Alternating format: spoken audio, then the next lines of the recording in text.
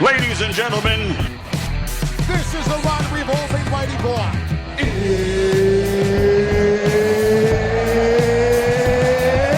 It's good night, freaking Irene! let's get ready to rumble! Time! And knows how to knock people the fire truck out. Ladies and gentlemen, today our special guest is Michael Corley, American Muay Thai fighter, gym owner, author, and the president of the United States Muay Thai Federation. Let's go. Let's get right into it. We like to start out kind of, learn more about you, where your martial art journey started. I started doing amateur boxing, and then I don't know, probably like my fourth amateur boxing match, I met Eve Edwards from the used to fight in the UFC, and he had a gym that was real close to me. I was driving pretty far to go to the amateur boxing, and I just started going to his gym. I didn't know particularly what I was wanting to do.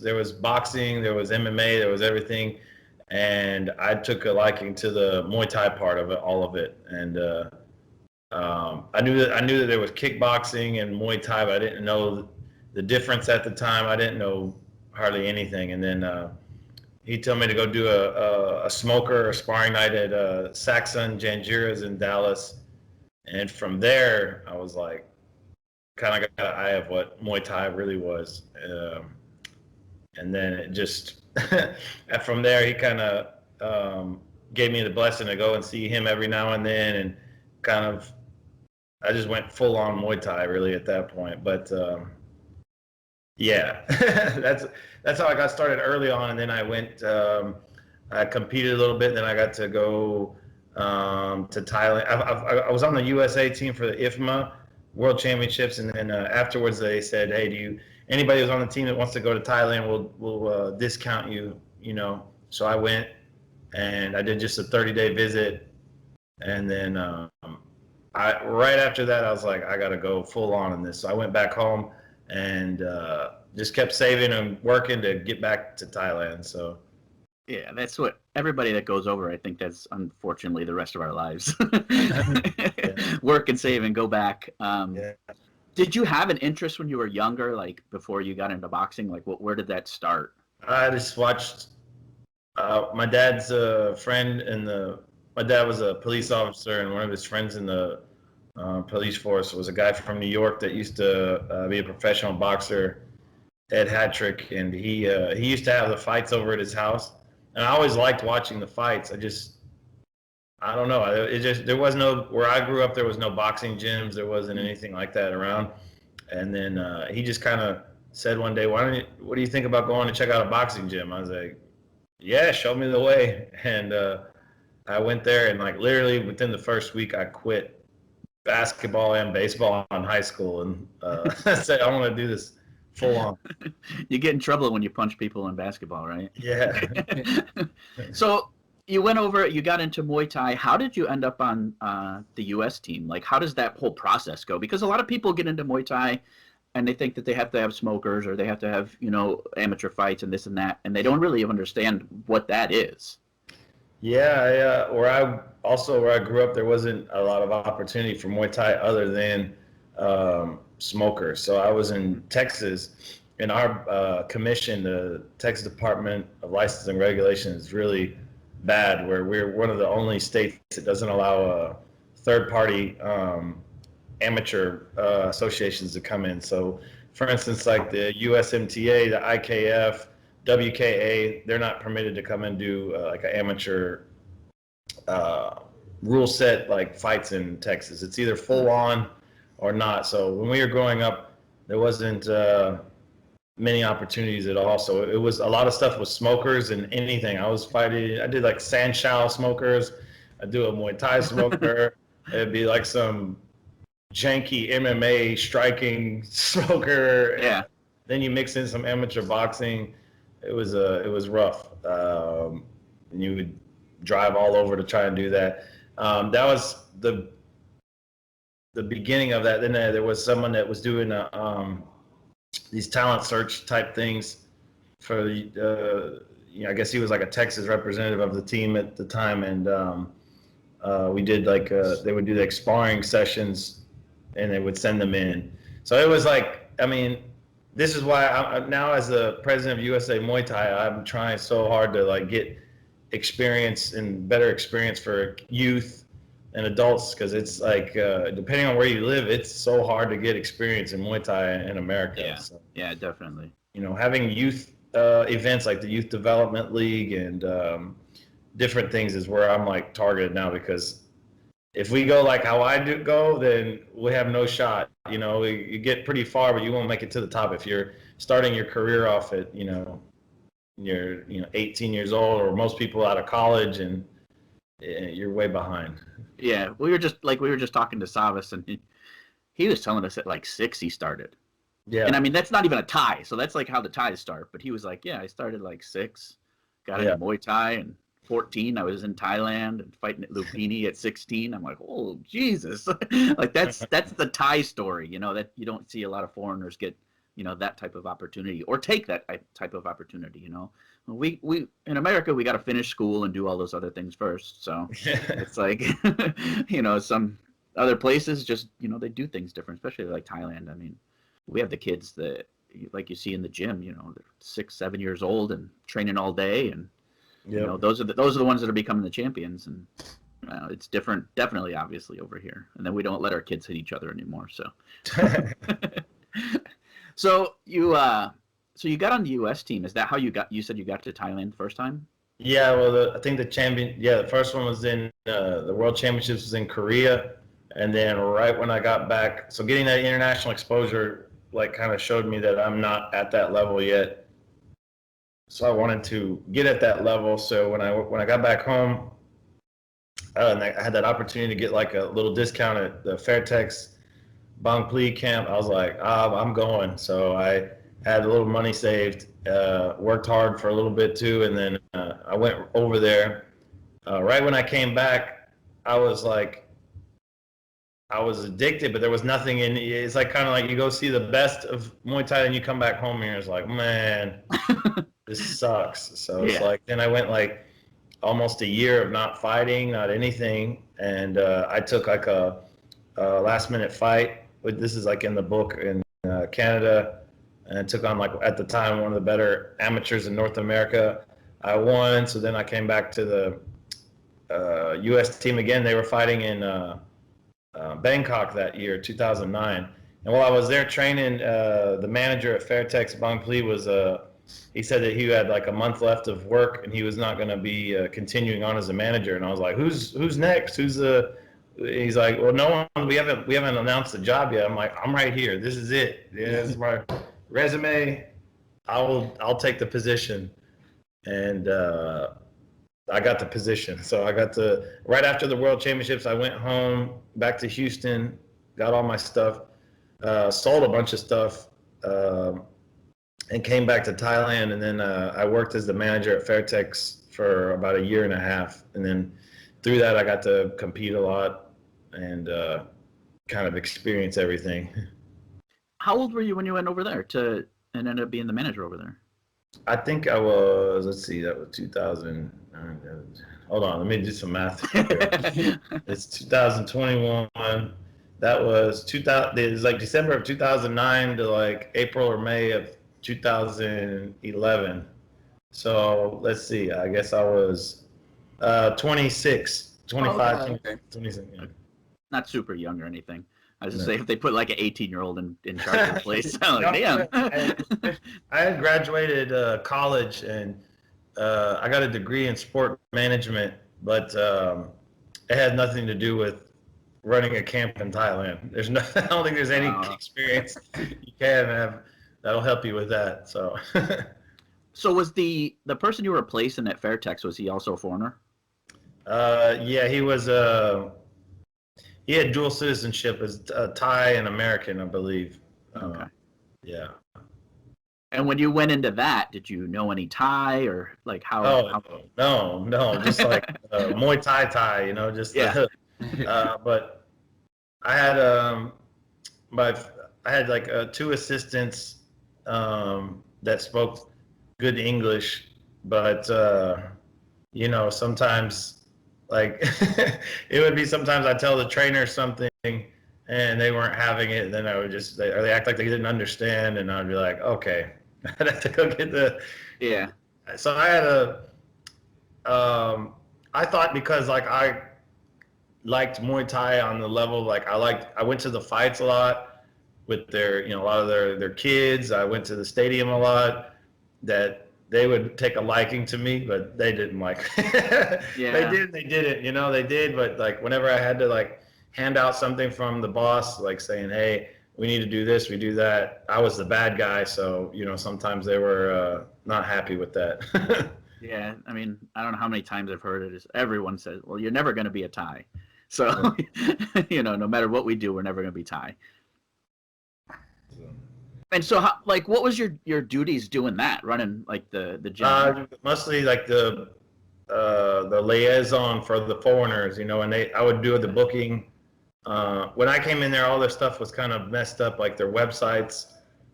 We had a bunch of different websites from previous people that tried to start up websites. There wasn't everything wasn't funneling into the right one. And one would go to an email that they didn't have access to anymore. One was going here, one was going there. And so I just kind of organized that to my best. And then I basically, just did all the bookings. Then when people were there, you have some people that are, it's real easy to work with. And you had some people that are very scared, and you have to take them through the ropes of how, well, this is training. So this is the morning training. This is the afternoon training. Here's where we're going to go eat after you're done. And, if you want to go watch some fights tonight? Oh yeah. Okay, cool. So some of the stuff was almost babysitting. And then some of them, it was babysitting the crazy people. So some people came over there. They said they were doing Muay Thai, but they were like on another mission. They were doing soy cowboy. Yeah, they were doing some. I mean, there was a couple people that got they did 30-day, like a 30-day trip, and I saw them maybe 4 times. Oh yeah. They got lost in the city. And well, they didn't get lost. They were between Pat Pong, Soy Cowboy, and the Plaza. So, yeah, that's I see. I mean, we saw that a lot, and it happens a lot in Phuket too. With being such a lot of foreigners going, on the soy there with Tiger and everything, and then you're like, yeah, they're here to train, and then you see them. No, they've trained once this week. Where they been? Oh, they were down in Patong every night. It's like, all right, well, if that was your agenda, then you're accomplishing something. Yeah. So you were starting to get into fighting, and then you got the job at Fairtex. And was there a conflict there? Like, I mean, obviously your focus had to switch. They basically said that I could train in the afternoons. Because I basically would, in the mornings would be a lot of times somebody new would come in the evening, the night before. So in the mornings I would, morning was most important. Make sure all the trainers report in the morning, because some of them don't report in the morning. Some of them may have had a rough night. I may have to direct them back to their room.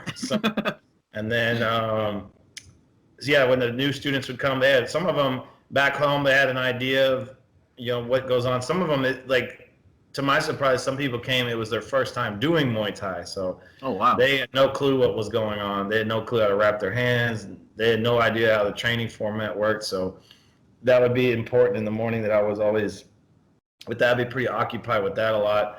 And then I would just, I would do my desk work, working on the, marketing stuff, all kinds of different things, doing the bookings and emails. And then the afternoon, they'd let me train.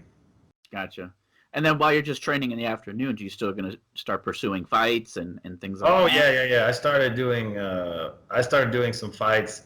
And when I was doing the fights, I think Mr.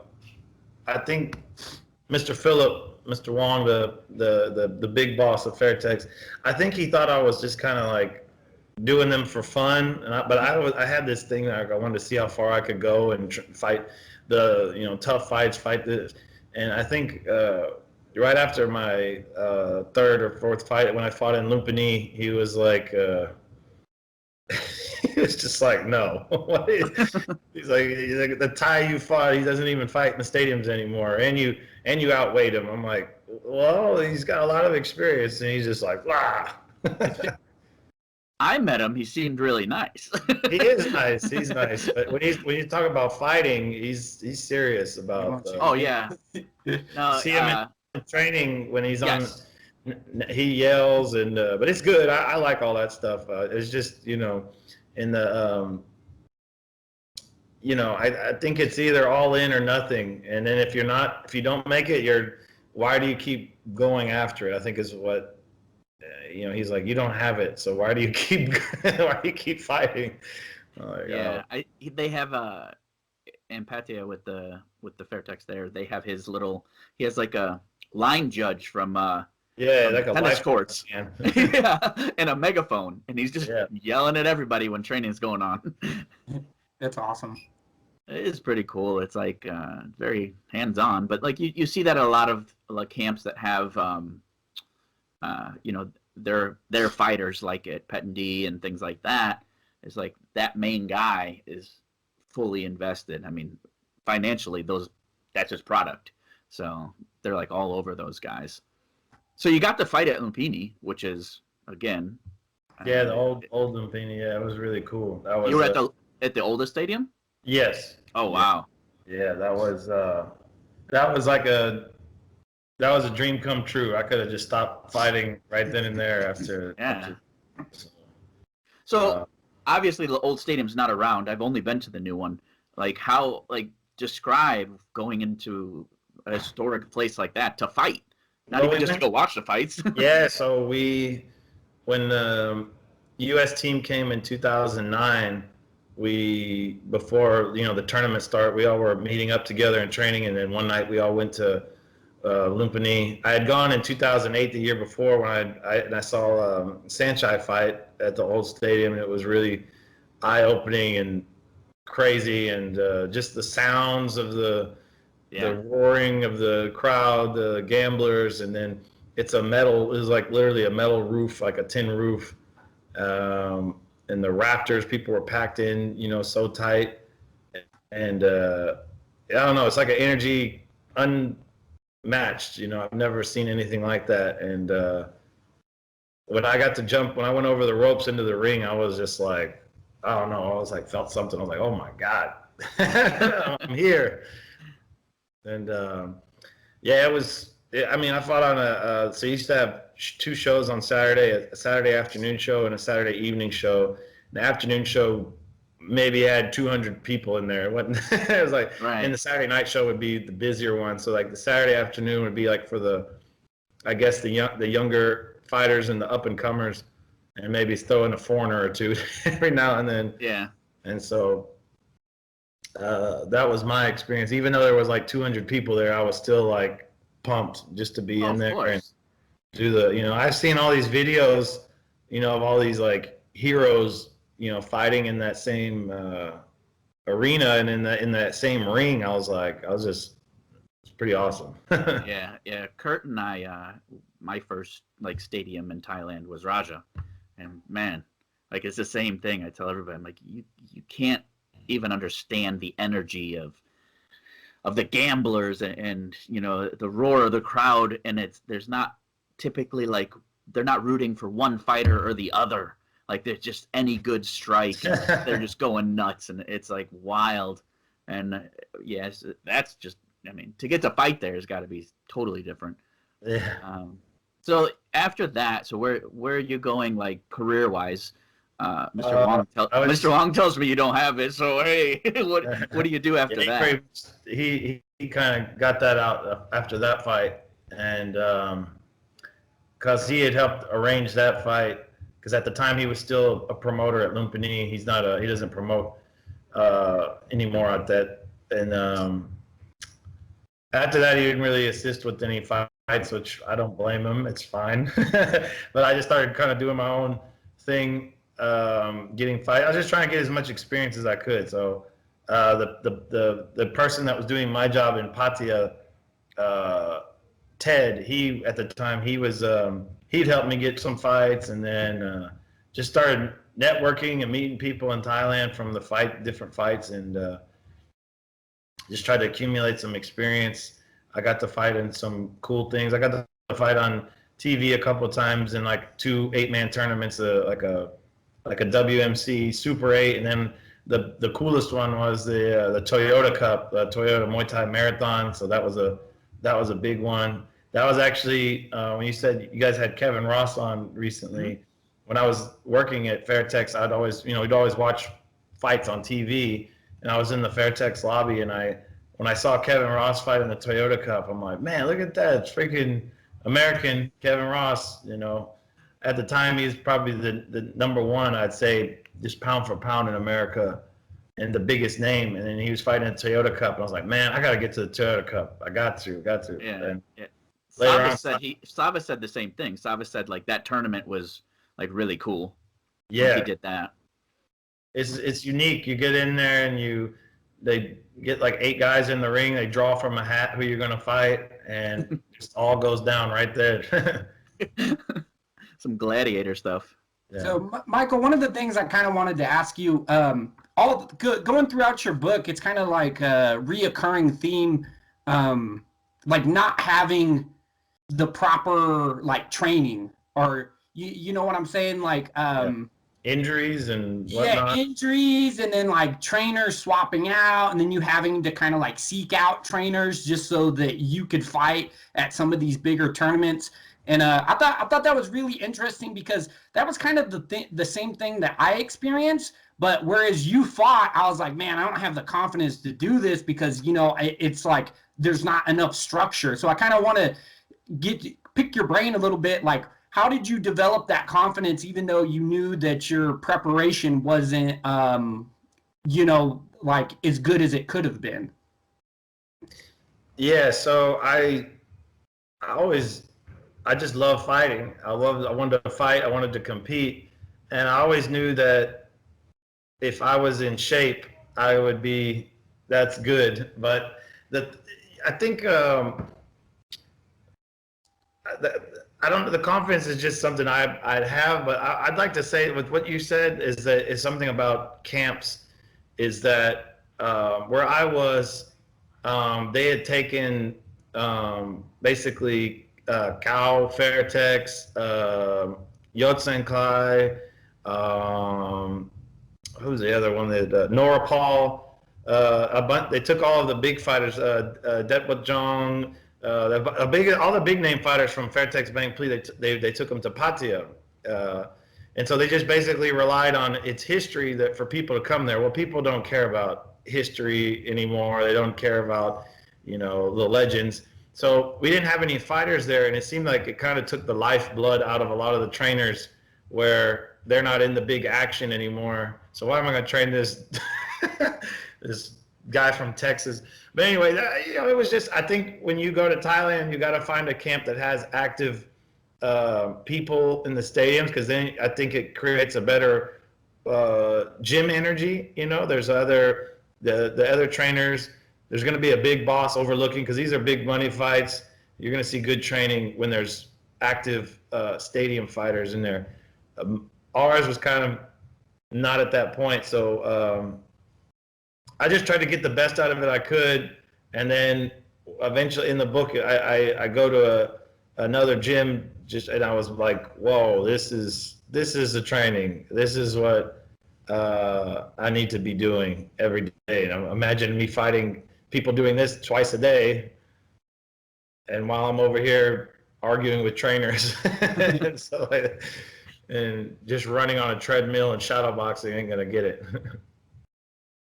I think especially for, like you mentioned earlier, like in the United States, especially depending on where you live, like I'm here in Reno, we don't have like a super big Muay Thai or like Muay Thai community, whereas, like California does. What kind of advice would you give to, some of the fighters that are coming up in an area where, you don't have too much Muay Thai going on? Like you said, like most of the time, like here, if you want to get some sparring in, you got to like mix it in with some MMA fighters, in which, it's not exactly the same. Unfortunately, people don't like to hear this, is that you got to make some sacrifices. And if you really want to make it, Muay Thai is like, I hate to say it, but some people that make it, if you look at some of these contracts and people fighting in America, I don't get me wrong, I'm not taking any stab at any promotions and stuff, but people think that you're a North American champion or something like that. You're fighting for less than $5,000. Yeah. And this is not the sport that if you're doing it for money, this isn't it.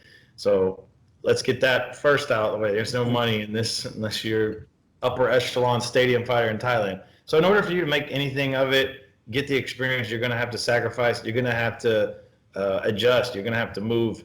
I would say you'd have to go to Thailand to get that experience. You'd have to go to an area, maybe in SoCal or Northern California, where they have a region where they're having active fight shows. New York, New Jersey, Philadelphia, all that, have little communities that are actually putting on fights. So if you're in a place that's not getting that, unfortunately, I think you're going to peak out at some point. There's you'll be really good in the national scene, but if you want to be international, you got to take the next step. And then I guess my next question is, I've been to quite a few gyms over there in Thailand, and I've been to like where I was the only foreigner there. I've been to other gyms where it's, it's like all foreigners. Like if you were going to send somebody over there and, it was like their first time going over to Thailand, they were trying to get fights. Like, do you have any recommendations as far as like gyms go? Yeah, it just depends on how what are their goals are. If they're like just doing a one-off, if they're looking to like be a resident, somewhere. I also like to send my students to Rob Cox's gym in Padomtani, that it's called a Kiat Pontip, because it's outside of the city a little bit, so they're not going to be distracted too much. That's a big one, because I've sent students over before and they got distracted. I think that's like something good to bring up, because I think like a lot of times when people go over there, they don't realize like how big the nightlife is over there, or how like you could get drawn into it. Like some people just thinking they're going to go over there for pure Muay Thai, and then they wind up getting sidetracked. Like I almost feel like to send somebody over there, you got to warn them first. Like, hey, look out for this, look out for that, stick to your training.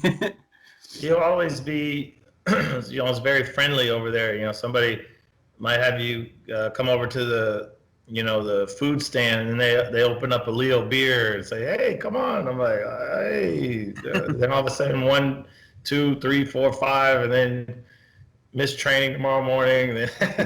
Yeah.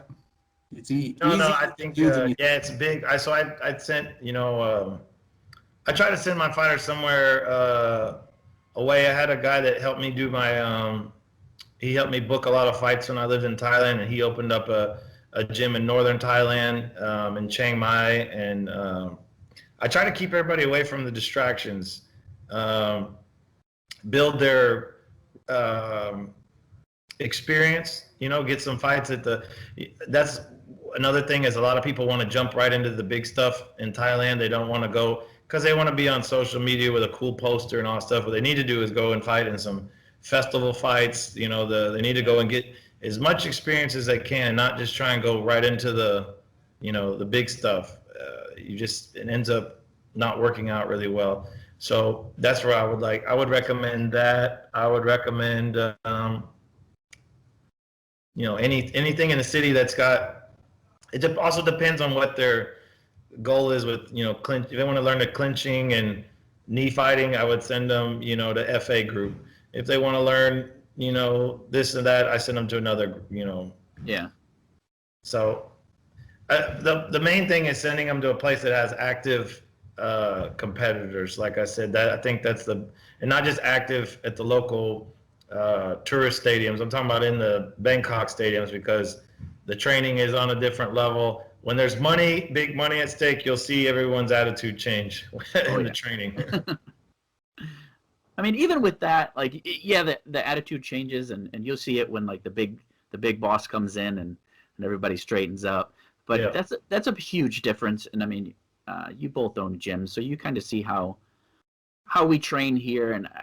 And Michael, like, I don't know how your gym goes, but when we were like at Vanderlei's and things like that, sparring was like, all right, we're gonna spar.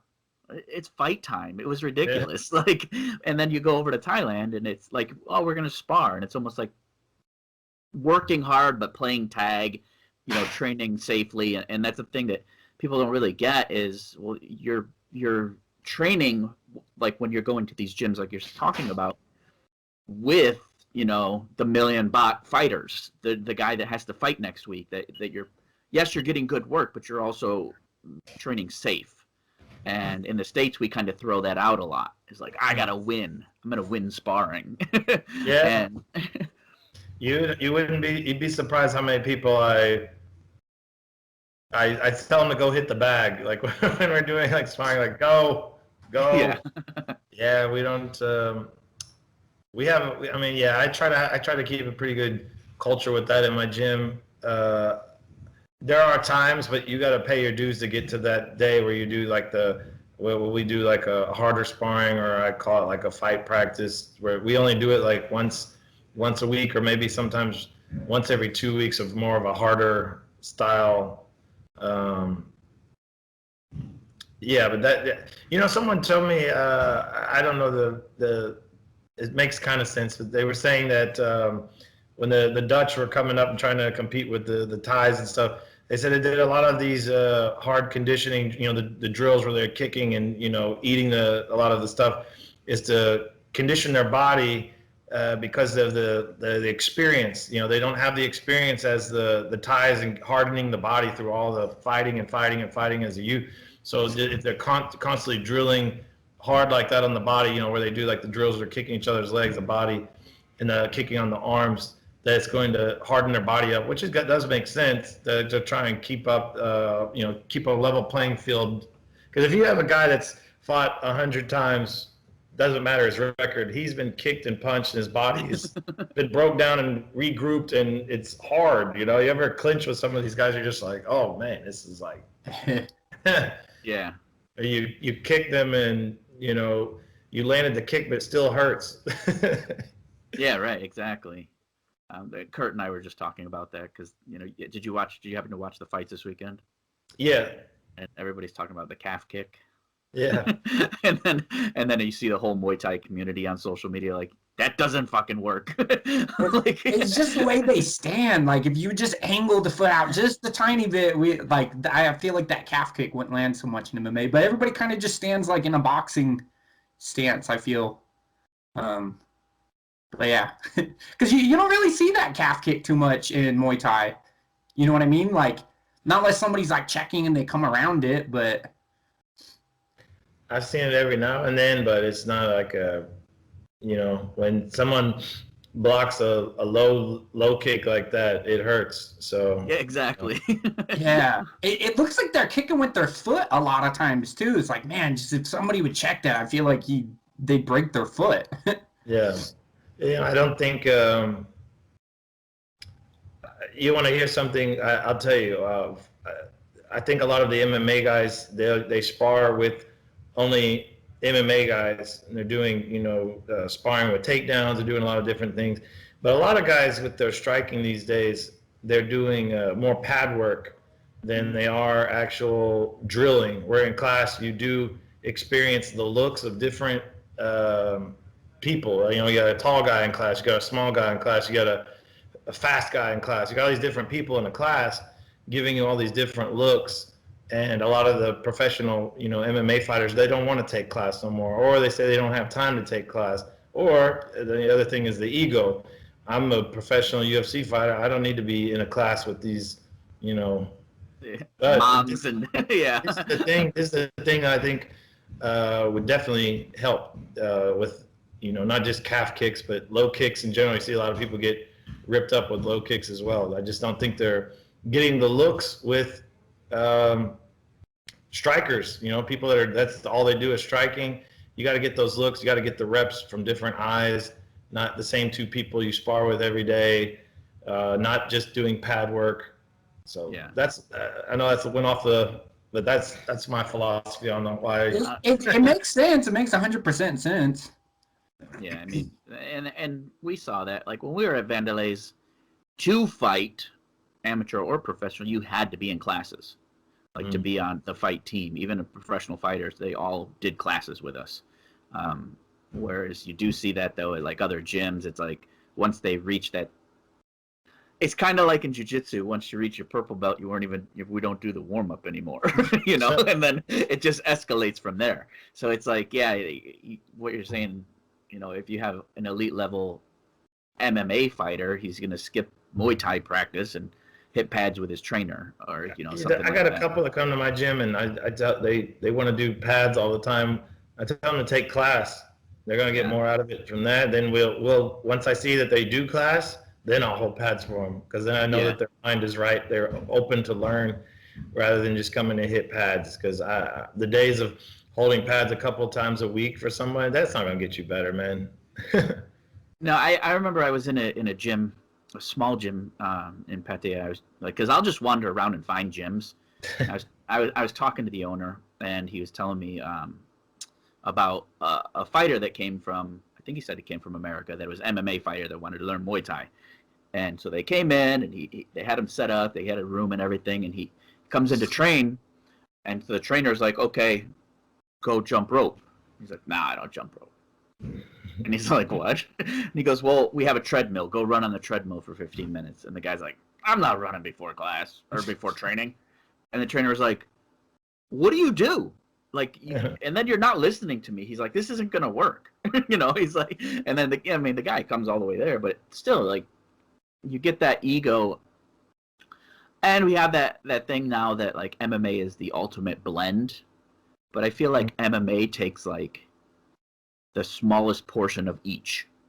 Like, you can't be just an elite level one or the other. You can't just be, you know, the baddest jiu-jitsu player or the baddest Muay Thai fighter, and it doesn't work. So, like, if you see what works in MMA now, it's like very little of each, and then they kind of just fill in the gaps. You know, like, how many submissions do you really see in I just saw a chart the other day where it's like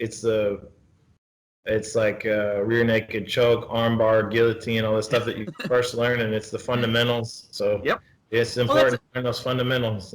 Yeah, and it's the same thing. Like, you know, when I would teach, I never taught combos over 4 or 5 strikes. You know, like when you're teaching a class in Muay Thai, it's like, I'm not trying to teach you how to do a dance. I want you to learn how to use these things. And if I'm teaching you like a 20 strike combination, at some point it's just not going to work. So, you know, like, learn how to throw these punches, learn how to, you know, see somebody else, like you said, in class. Even though you're just holding the pad or catching the strike, you at least see where things are coming from. It's a different thing. And you're going to, again, you're seeing it from a beginner to like a stay-at-home mom wants to get in shape. And then you're like, oh, I got to work with her. And that does kind of show you, like, the character of people, too, you know? Like, you know, are you a pro fighter that would train with somebody like that? Or are you a pro fighter only trains with pro fighters, you know? I'll separate the class, but, yeah, it's still the same. You know, everybody got to be humble. If the story you said about the guy not wanting to do the stuff, when people would come and I would tell them how it worked, I would say training starts at 7, they run at 6 a.m. The ones that ran at 6 a.m., the trainers took a little more serious, so they would get better pad rounds, they would get the better trainers. Whereas the ones that you didn't want to get up and run, didn't want to do the jump rope before the training, they would get the trainers that just yell away and sound like Chinese whiskey. They make you feel like you're the baddest man on the planet, but you haven't done anything. And then I don't remember who it was, but somebody was telling us that they had to go to a gym a bunch of times before like a pad holder would even like work with them. You know, be training for a while before anybody would like work with them, because you know, a pad holder that trains champions, that trains high level stadium fighters, again, they know their value too. So it's like, if you're not taking it serious, why the hell are they going to invest in you? Yeah. You know, and you know the trainers, they get their cut of the pay too. So Yeah. you know, if you're bullshitting, then they're kind of like, well, whatever. So how is your career progressing? Obviously, like in your book, you've dealt with many injuries from. Oh, I'm all still sorts hurting. of- I'm long done with that. I've had a gym now for a while, and I've had my students surpass me. I've had through all the connections I had in Thailand. I had one of my top students, Rebecca Irwin. She's fought on everything in Thailand, the big shows in Thailand, and she's fought. She just turned 20. She's probably had close to 20 fights in Thailand already. That's awesome. So she's won the IFMA World Championships 3 times. Oh, wow. She won a Muay Ying Association world title 2 years ago in Thailand. She's done a lot. She's signed to Glory now just because there's not a lot of opportunity in the U.S. So she's 3-0 there. So we're just trying to.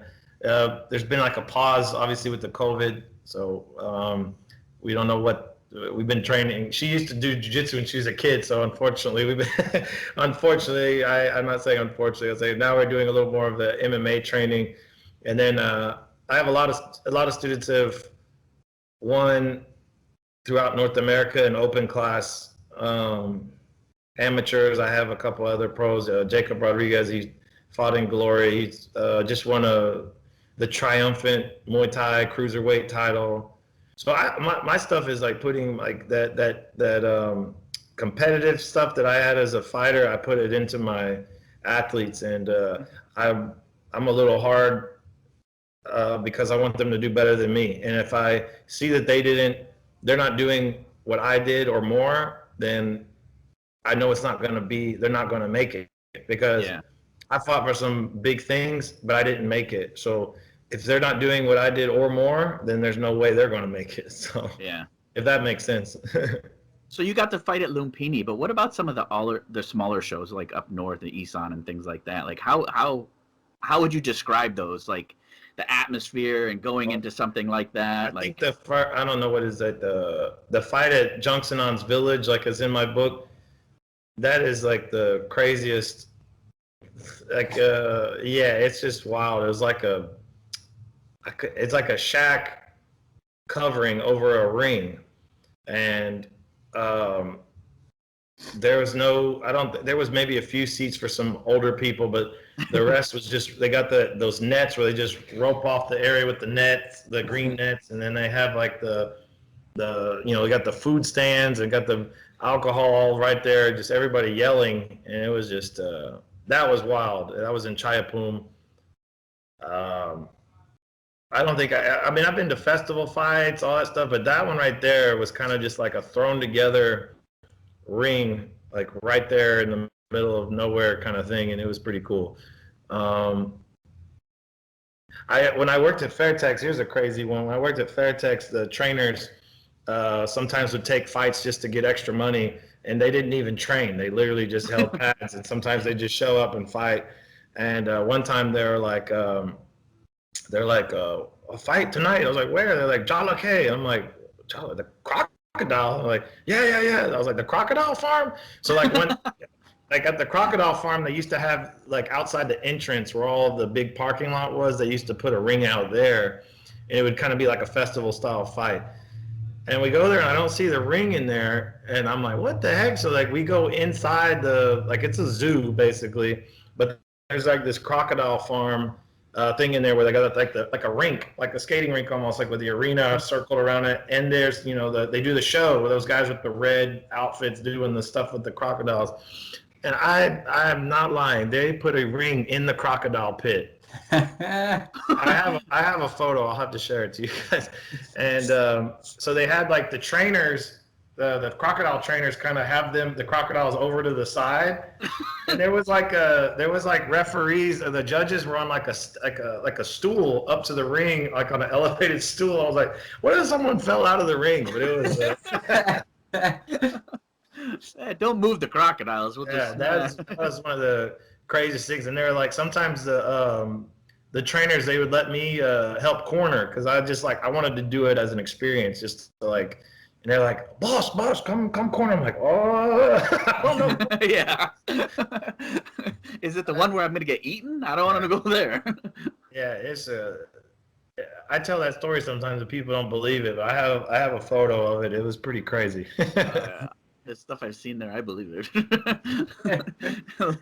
And I've been to that like one of those shows, and it's such a horrible thing that when you're there, you're just kind of like, what the hell am I watching? So I've done a lot of different stuff in Thailand. I've had to fight in like, Cambodia. I did a nice show in Hong Kong. Different stuff, Europe, South America. But if I could go back and do it all again, the day that I left Thailand is when like everything kind of started going up and down, and mostly going more down. I just tell people just spend as much time as you can there. If you're under 175 pounds, just go to Thailand and stay there as long as you can. Yeah, that's it.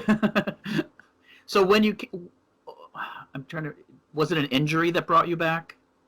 No, I had got done with Fairtex, and then I think I'm trying to think of what my work visa. I don't know what my visa status was. I'm trying to think, and I think it was coming to an end sometime soon.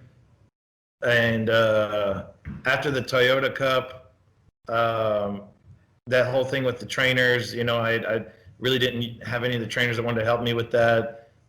I just, I don't know. I think I needed a break, not so much from the fighting at that time, but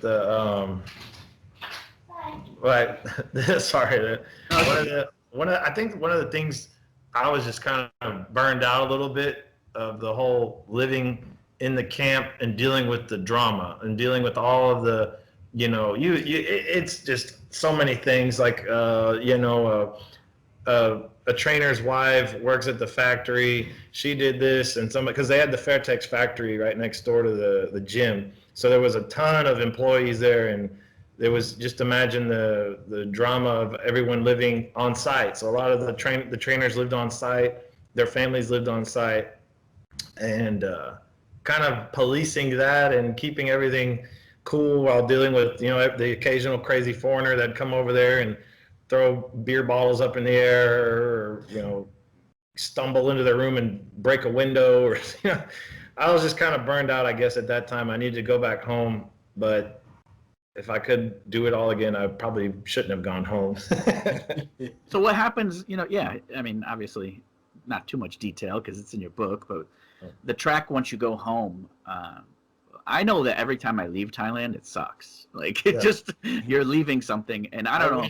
I went big on eating for a little bit, and then I got you just get into this groove where it's like you're constantly finding training where there's not like a set thing. I'm sure some of the gyms in California and New York, they probably don't experience this, but like in Texas, you'd have to call and make sure align your training all the time. Like, it wasn't just like set. We'd have like, a good group on Fridays get together, but what am I doing throughout that week? Yeah.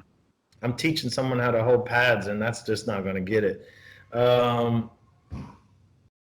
Yeah. So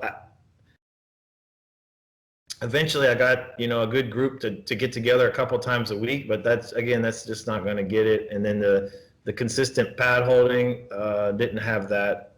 The one thing that we have here in Houston is like world class boxing. So I got back into boxing when I came back to America for a little bit.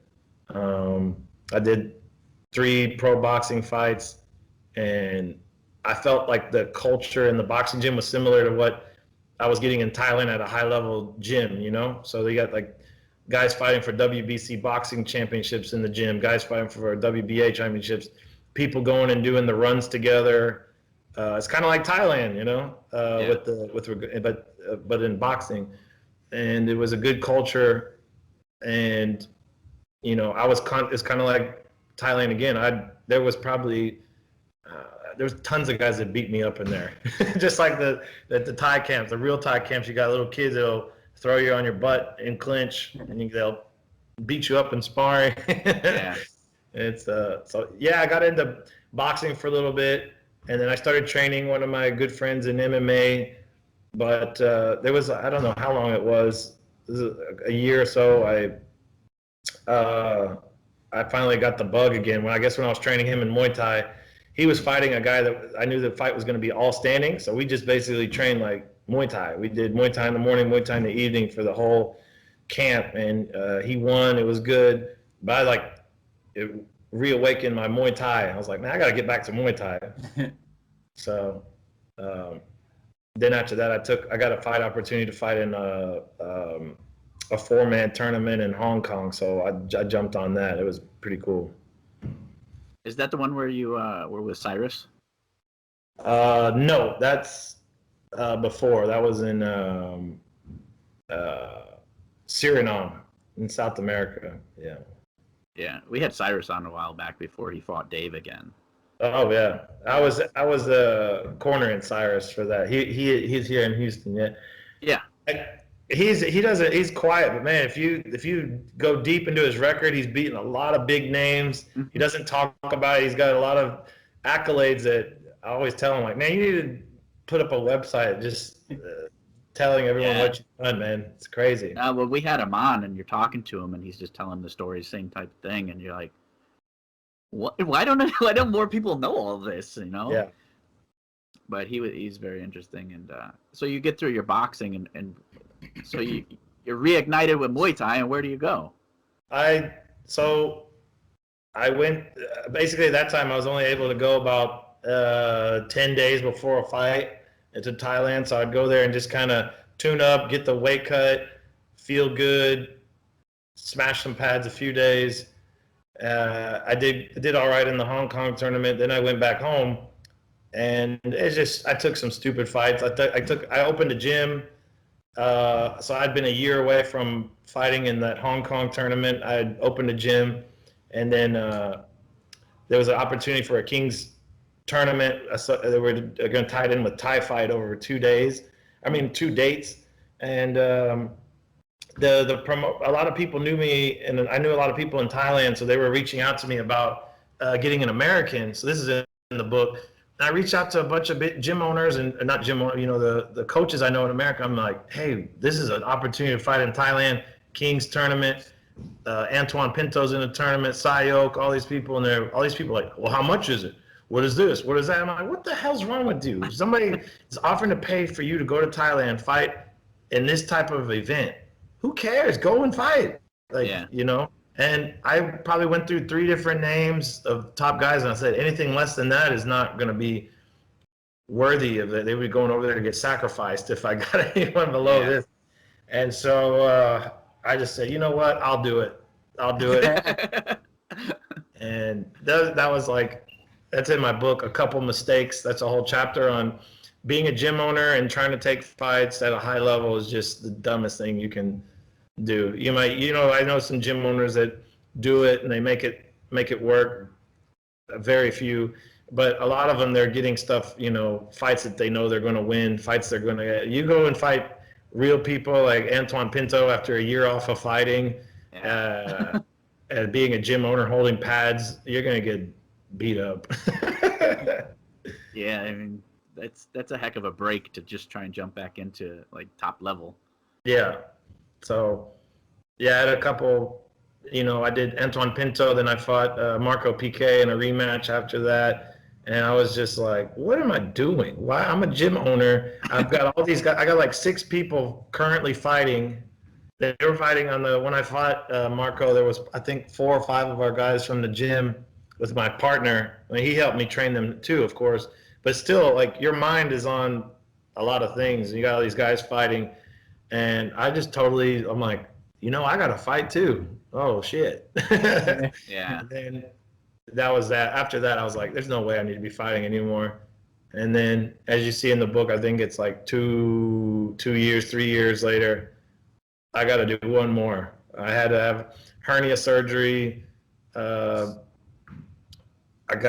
remember when we took the kid, at that time I got elected U.S. president for the Muay Thai, and we took a kids group to Thailand, 22 kids and their parents, which is just, Oh wow, that's crazy. I could go on a whole podcast about that.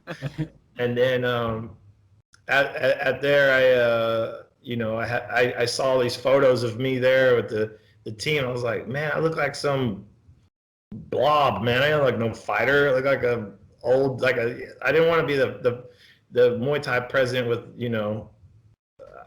no. So when I got back home, I was just like, I got to get back in shape. This is ridiculous. The hernia surgery put on some weight. I had like a relationship end. I was like, this is the perfect time to get right back into it. So I trained hard and did one more fight, and that was it. I just wanted to get in shape one more time, fight one more time. In my career in Thailand, I thought there's no better way to close the book on that. So now, and then the coolest thing about it is I had all of my students fighting on the undercard. Oh, wow. It was like a whole USA versus Thailand card on TV in Thailand. I was like, there's no better way to end the story there. Yeah, definitely. Well, how did you get into more of the to become the president? Like, how did that develop? I was an athlete in 2008, 2009. Then 2010, they had the championships in Bangkok again. And when I was working at Fairtex, at the time, the USA president was not able to be there till like halfway in the tournament. So I had to like manage the team in Thailand. So I've been in this, now I got exposure to this tournament now like 3 years in a row. A few years later, they formed a board of sorts to like try and get more involvement, because it was kind of regionalized, like West Coast and East Coast only, and it needed representation everywhere. And from there, I just kind of kept suggesting stuff, trying to help. I put a couple of my own students in the USA team. And then in 2016, they kept putting teams together last minute, and they didn't were very successful. So I was getting really upset with that.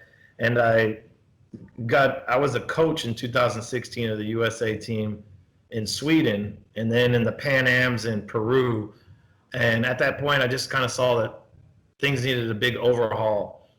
So when the opportunity to run for president, I ran for president, got it unanimously. And from there, I was like, man, let's rebuild everything. Let's get all the big names of American Muay Thai together, and let's start getting our youth involved. Let's start getting everything, create a culture and a community that people will stand behind. What better platform than being the USA team, Yeah. It's something to easily unify everybody and go to the biggest Muay Thai tournament in the world, So that was that. And so what I did is I just reached out to the best officials I know. I said, guys, we're starting we want to start educating officials. I feel like that's a terrible thing in the U.S. We have some high-level fights, and you got guys that don't know anything about Muay Thai, don't know how to do anything with the clinch, nothing.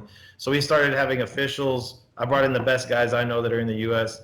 When it came to marketing and graphics, I brought in, like Jeff DeHillo. I got all these guys I know are the best, and I brought them in, and I'm still looking. So anybody listening to this, if you want to help and volunteer, it's not a paid gig yet, but you just come in and you're doing a good thing for USA Muay Thai. And I just created stuff and trying to build it, and bring in a good team together and get the right coaches. And that's basically what I've been doing for the last 4 years. Because of COVID, we have a election year next year. I'm sorry, this year. It was supposed to be in. So I've already done a 4-year term. So we have elections at the end of this year here, 2020. So might run for one more term and hopefully can pass the torch to somebody. You said you kind of got thrown into managing the team in Thailand. Yeah. Did you know the team before they got there, or yeah, I knew like... some of the coaches were returning from 2009. Some of the athletes were returning from 2009. And then, you know, I was managing the camps. I was like, how am I supposed to manage the camp and then take them to the tournament? Yeah. It'll only be for a few days. I was like, well, that's a lot, you know. But yeah, I knew a lot of the guys, and it was pretty cool, you know. It was just, I always saw that if you can get somebody international exposure at a young age, it'll change their life for either the good or the better. I always tell people when they fight at these things, it's like two ways to go from it. You can go up or you can go, like, you know. Some people realize, like, I don't think I have it. And there's some people, like, they get the thing, they see it, and they're like, wow, I know what I can do to do that. I know I can do better. I know I can go and so every person, I feel that if you look at a lot of the top Americans that are, you know, fighting in Glory or fighting in, you know, the Muay Thai promotions, a lot of them have a background in IFMA Muay Thai. They got it they got their experience fighting internationally. Like Janet Todd, Troy Jones, a lot of these, they got at least, you know, 8. Troy probably has like 6 or something. Janet probably has over 15 fights of IFMA style fights, fighting in South America a couple times, Europe, fighting in Thailand multiple times for IFMA things. So it's invaluable. People always say, like, why, you know, people come out of pocket for that experience. But think about it, you go to college and you pay for college, and it's like you got to invest in yourself. You got to pay to go to Thailand. You got to pay to go to these tournaments. Invest in your craft. It's education. It's experience that you're not going to get if you just sit at home, you know. Yeah. And I think the problem, though, like what you're doing is great, because the problem being, like, we were at Vanderlei's, and it's an MMA gym, Vanderlei Silva's gym. He's there all the time. We had a huge amateur and professional fight teams, and then jiu-jitsu started growing. So our Muay Thai was way bigger than the jiu-jitsu program for a long time. It was definitely a Brazilian style Muay Thai, but the classes were always big, and we had some really good strikers. When the jiu-jitsu started growing, it was super easy for all of us to get experience competing. Literally, Naga, Grappler's Quest, you can go to Worlds, you could just go. And it was like so easy. So for these kids that are coming up in these gyms that don't know, what is your advice to kind of get these kids to go in some sort of competing direction? If there's a kid in Wisconsin or Ohio or something that they're in this gym and there's 5 or 6 kids in a class, you know, how are they going to seek out where to compete? We have a thing with the USA Muay Thai that Patrick Rivera does called Youth Development League, and they have events that are starting to spring up everywhere. And then, you know, if you know, I would have them contact their coach, have the coach maybe talk to him about, you know, finding out who's a regional coordinator who puts on events in that area, because we have had those in like the Midwest. We have them on the West Coast, East Coast. We had them in Texas. And they're basically kind of like a thing where everybody kind of meets up in the morning. There's like a weigh-in, and then like a couple hours later, they're starting an event where it's they're wearing all the gear, and they have you know, they get a score sheet basically talking and showing them about Muay Thai attributes, balance, you know, all these different things that a lot of these gyms may not understand about the Thai scoring. You know, they're just going out there and swinging or throwing karate blitzes down the middle, like, ah! So Yeah. we give them a score sheet, like an evaluation card of their performance, and then they just get experience that way. Other things is just like baseball. When I was younger, we had like a traveling baseball team. We had to pay for stuff. They got to go to all the tournaments that are available. You know, sometimes it may not be the most, you know, great place to go or experience, but you got to go and get the experience. You got to go and get as many bouts in as you can. You got to go to Iowa, Arizona, all the big tournaments, Florida, wherever there's a tournament, you should just try and go and get the experience for the youngsters. Adults, get as much experience as you can, but there's going to be a time where I think, you got to make the sacrifice. You got to go. It's not, to me, it's really the only way you're going to have a shot at making it big.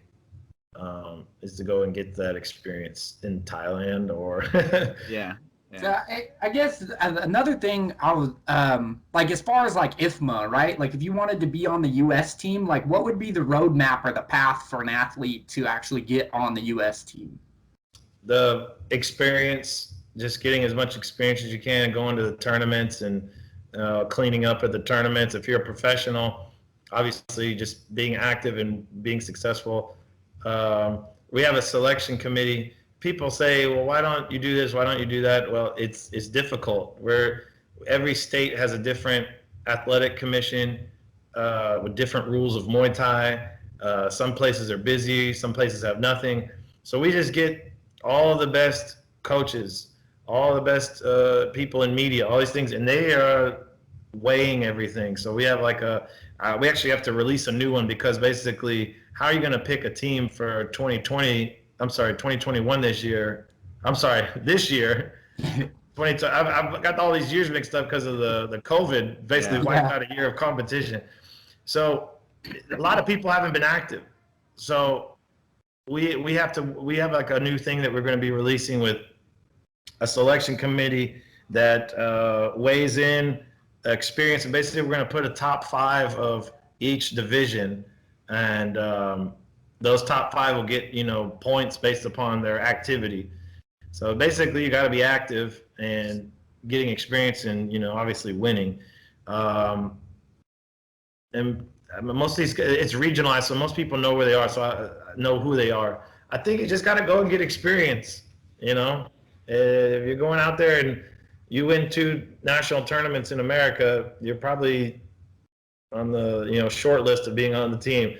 A professional going out there and he went 4-0 in the year on the team. Yeah. What about so like there's so many gyms now, and then there's not a lot of knowledge of the path to take for even the gym owners. Yeah. They say, oh yeah, I started a Muay Thai gym, which there's plenty of people do, but they don't know that there's more avenues. So we have a thing. We've done a couple, I think, but we're going to make it available to all of our members. Everyone that's a USMF gym, we're going to have this video. It's called an education course, where it's basically talking about the basics of Muay Thai. Like a lot of people, they don't even know how to, win or why to remove the Mong call. They don't know how to enter the ring. They don't know how a match starts or when a ref should break. So basically, they're going to get like a brief thing on, how the fight progresses, how a fight starts, very basic stuff. And it's an educational course. From there, then it branches into officials and refereeing, where it'll get more in depth into the scoring, which we already have those available. And I always tell people, I don't know why, but it doesn't matter if you don't want to be a referee or a judge. You need to take these courses so you know how to teach your classes, that you're teaching stuff that actually is going to win fights, whether not, instead of looking cool, stuff that wins fights. So if you don't know how to win a fight, scoring or judging, then how are you going to teach a proper class? So I think that's very important. That's kind of the biggest one for me. Patrick Rivera, he has a thing where my thing is education through Muay Thai. His is education through business. Like he has a thing, I think it's called Muay Thai Business Academy or Muay Thai Business, something like that. And he's trying to help a lot of gym owners, with basic stuff on, customer relations, softwares to use, different things because if you don't have a business, then you don't have Muay Thai. And then if you don't have education of what you're doing, you're not doing Muay Thai. So if you put those things together, I think that helps with the growth of USA Muay Thai. Whereas, you got a lot of guys that are like, well, we're a hardcore gym, blah blah blah. Yeah, great. I don't know any of your athletes. I don't know what you know what I mean. Like Right, those guys yeah. are telling everybody that they're this and that. I don't know. I don't see them with successful athletes on the circuit. So they And can so go be hardcore somewhere else, and we'll continue to educate and grow. So is there a way for gyms to join? Yeah. Okay. How does that work? They just go to usamuaythai.sport, and that's our new website. So the .sport we got because we had recognized sporting body for Muay Thai now. So through the IOC's provisional recognition, hopefully this year it gets full recognition.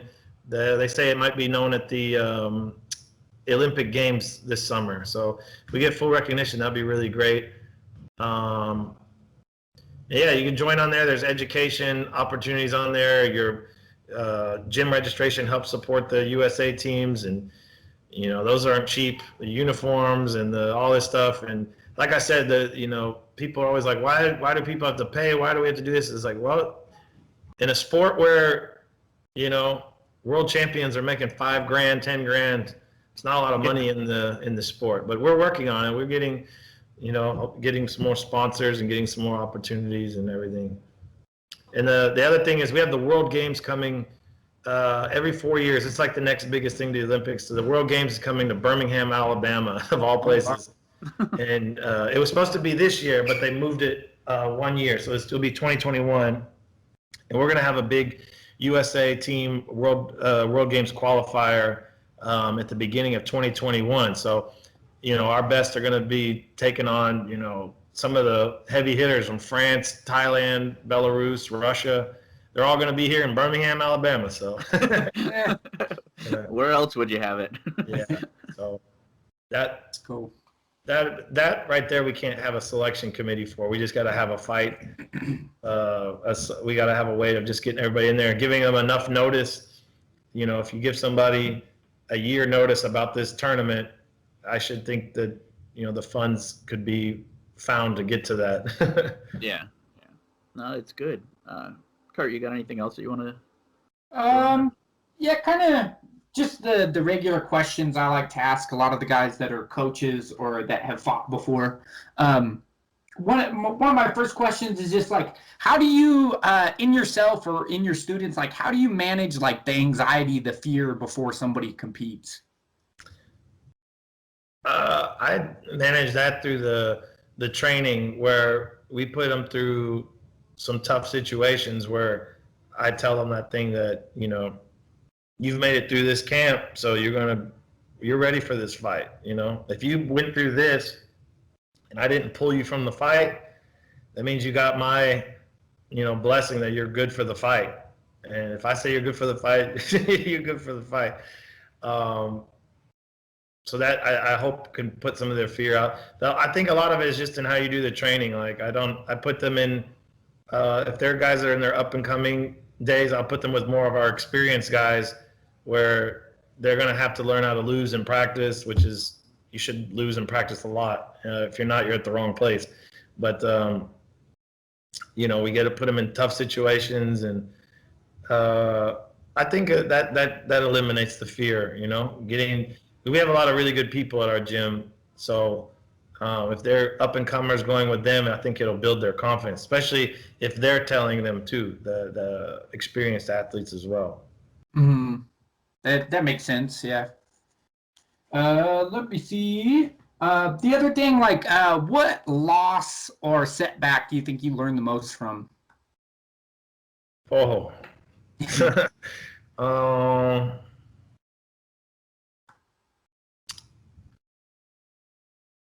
I would say the Glory fight that I had, the Glory 1, the very first Glory, or the reality show.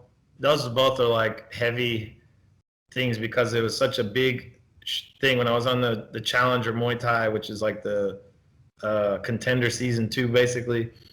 Being eliminated on the first episode, going to Glory 1 and having a horrible fight. Like, those are just like international exposure, and you tanked it and lost. but recovering and coming back from that would be probably the biggest thing to take from the loss. Like I tell, this is the thing about my experience that I can pass on to people. It's like, if I can go to that stage, get my ass whooped in front of all those people, go on the internet and read all this shit that people talk, and come back and still compete and win, then there's nothing that can, keep you out of the continuing on and fighting, those were heavy. Those were embarrassing. They were the worst, but there was no way I was going to go out like that. No way. No. And then last question, who's your favorite opponent? Like, who is the person that you most enjoyed fighting in your career? You think of somebody?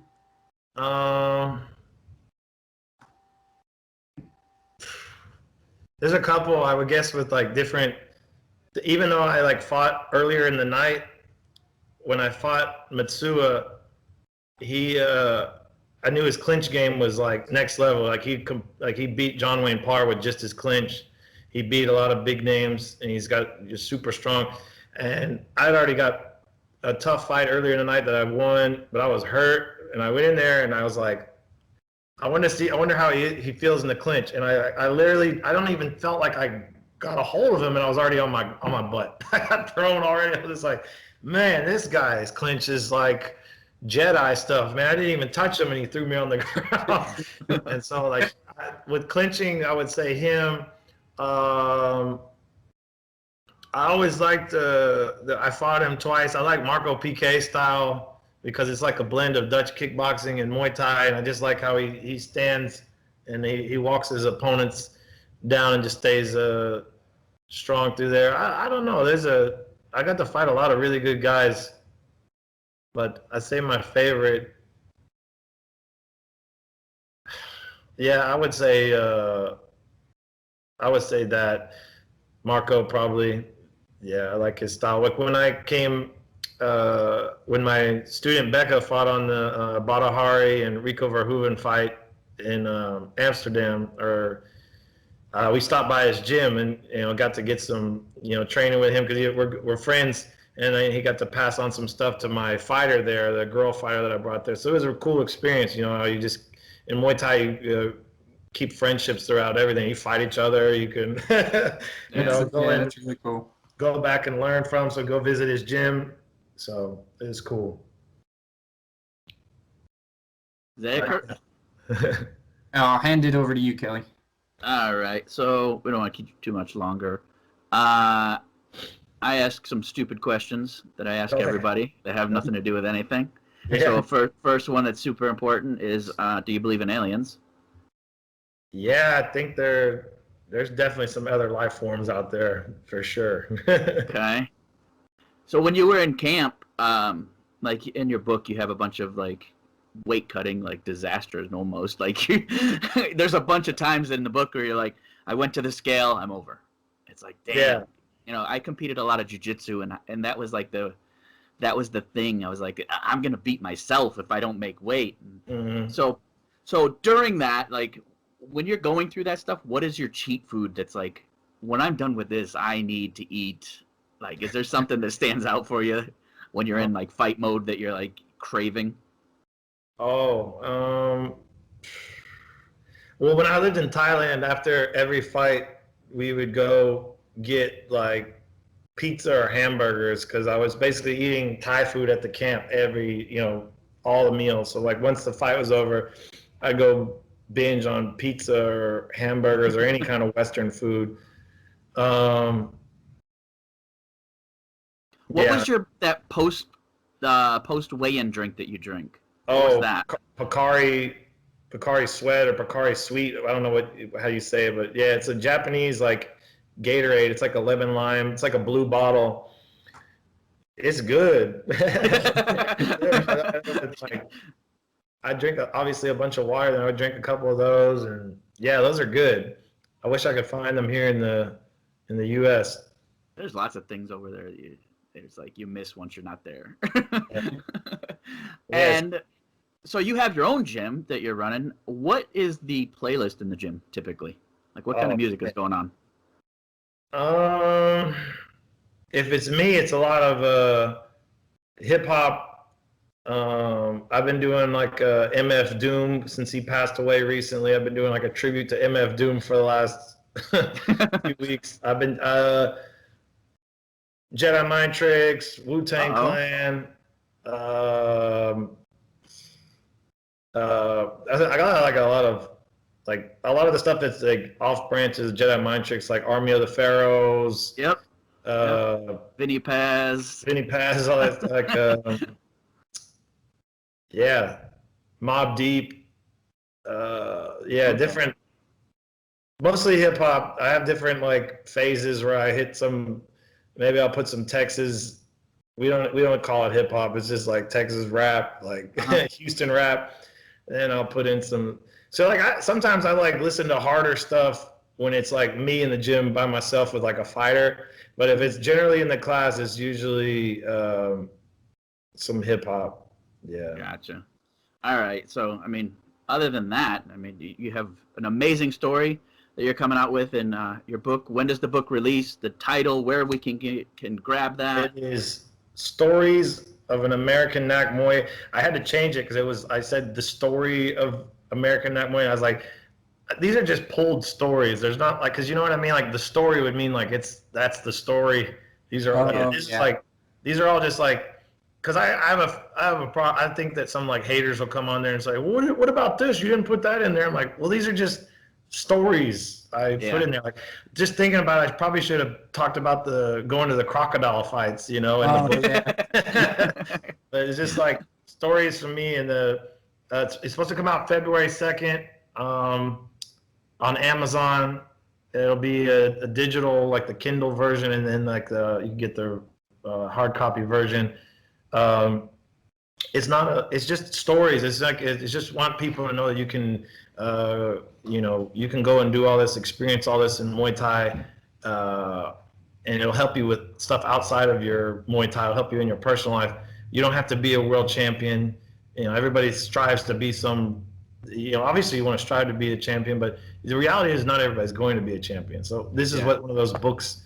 This is what I want to tell my story is that you can go and fight for titles and lose. You can go and compete and still be successful, if that makes sense. So I come back, open a gym. Now my fighters are world champions and better than me. So just imagine what they're going to do when they open a gym. It's just going to keep the cycle's going to get bigger and better, you know?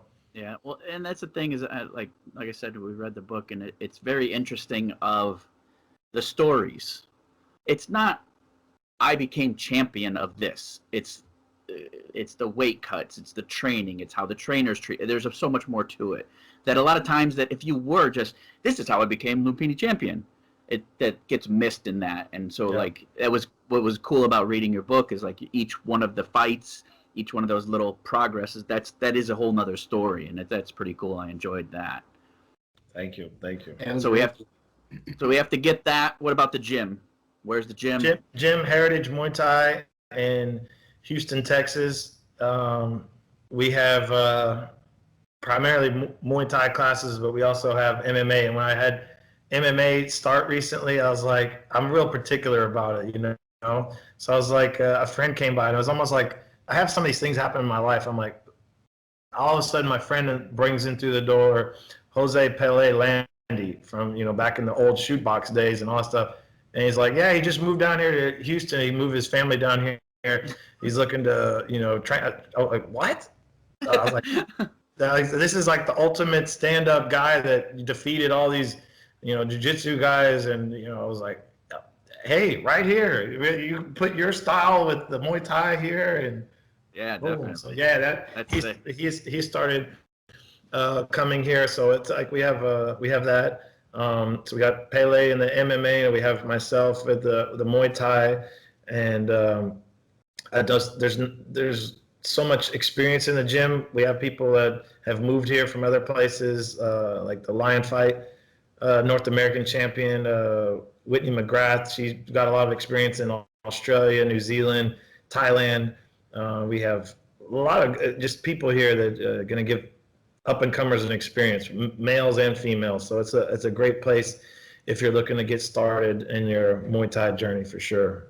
Nice, very good. And then the federation, what do they need to look at, or like United States- a general direction that they can start? United States Muay Thai Federation, and go to usamuaythai.sport. You can.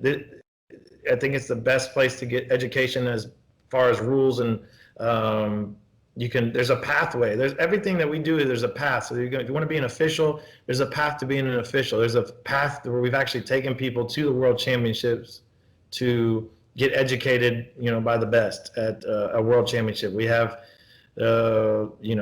athletes, coaches. There's USA Muay Thai memorabilia, gear, all on the website. So we're still growing. The sport is still growing. We obviously need help. If you want to help volunteer, please hit the website and let us know. We'd love to have some more help.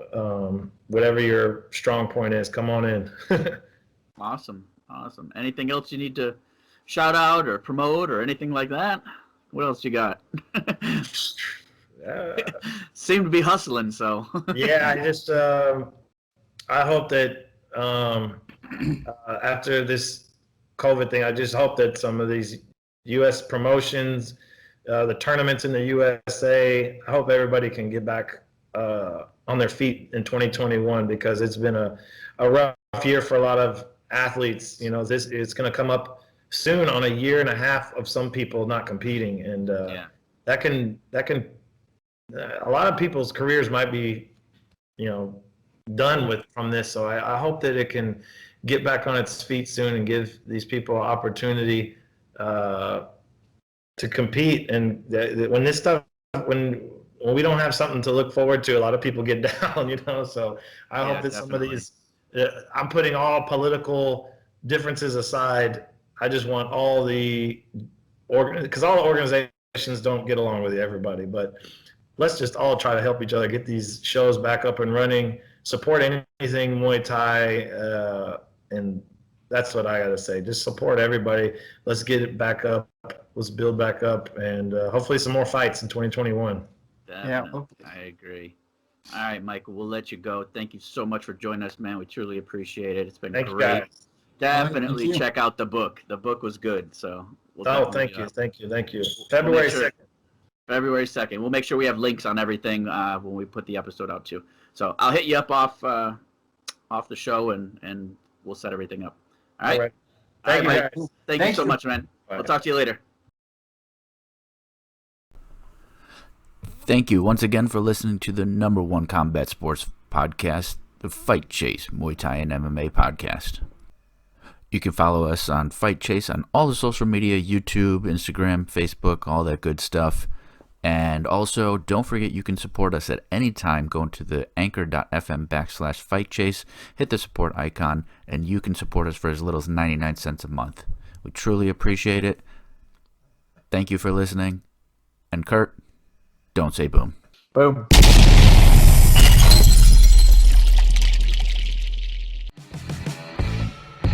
The big kibbles! Lobs out moisture, seals in freshness. Good night,